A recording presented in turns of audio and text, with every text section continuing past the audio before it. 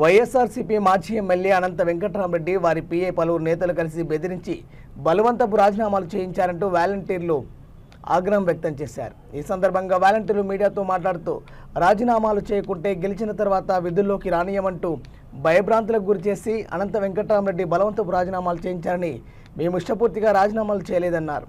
ముందుగానే సిద్ధం చేసిన రాజీనామా లేఖలను తీసుకొచ్చి బలవంతంగా సంతకాలు చేయించుకున్నారని తెలిపారు। ఇప్పటికైనా మా ఉద్యోగాలు మాకు ఇప్పించవలసిందిగా అనంతపురం మున్సిపల్ కమిషనర్ని వాలంటీర్లు వేడుకున్నారు।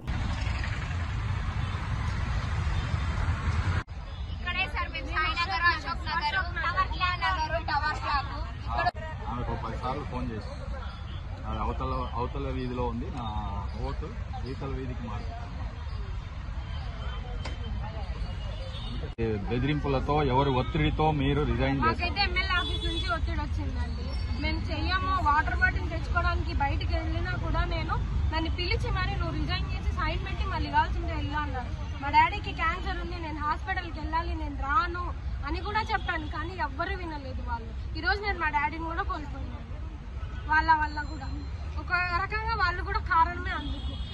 అదే ఈ రోజు నేను మా డాడీని అక్కడ ఉండి నేను చూసుకోనంటే మా డాడీ నాకు ఉండేవాడు కదా। ఇప్పుడు నెక్స్ట్ మన గవర్నమెంట్ ఖచ్చితంగా వస్తుంది, మేము ఖచ్చితంగా మిమ్మల్ని తీసుకుంటాం, మీరు రిజైన్ చేయండి। ఒకవేళ మీరు చేయలేదో 31వ తేదీకి ప్రతి ఒక్కరు వెళ్ళిపోతారు, మీరైతే వాళ్ళు ఉంటారు మేము పోతాము అని మీరు అపోహలో ఉండద్దండి। ప్రతి ఒక్కరిని మేము తీసేస్తాము, మిమ్మల్ని అయితే ఉంచుతాము అని మేము కూడా చెప్పాము। చాలా మంది అక్క వాళ్ళు ఉన్నారు, మాకు ఏజ్ లిమిట్ ఉంది, మేము రిజైన్ చెయ్యము, మమ్మల్ని మరి నెక్స్ట్ మీరు తీసుకోరన్నా కూడా మేమున్నాం, మీకెందుకు అంత భయం అవుతుంది, మేమున్నాం అని నట్టేట్లో ముంచేసేసినారు ఇప్పుడు మమ్మల్ని।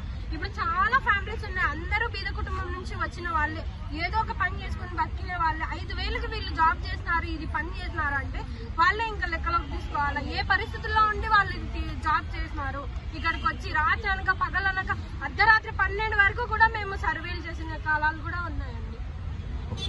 మీరు రిజైన్ చేయకపోతే మాకేం మేము మ్యాటర్ కూడా రాయలేదు సార్, మేము మ్యాటర్ కూడా రాకుండా వాళ్ళే ప్రింట్అవుట్ ఇచ్చినారు। మాకు ప్రింట్అవుట్ ఇచ్చిన తర్వాత సంతకాలు పెట్టండి అన్నారు।